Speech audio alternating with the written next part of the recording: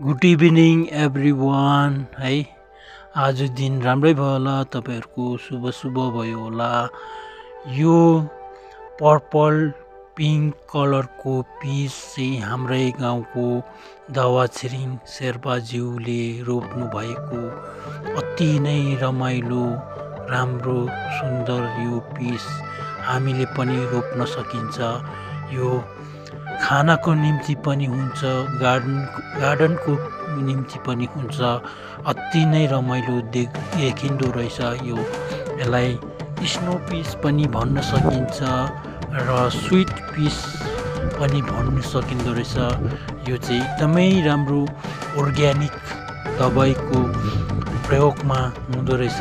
यो खायो भने एकदम छाला राम्रो, एकदम साइनी स्किन हुन्छ भनेर चाहिँ वैज्ञानिकहरूले भनिँदो गर्दो रहेछ। र हामीले पनि यसलाई जोगाड गरेर रोप्यौँ भने राम्रो हुन्छ।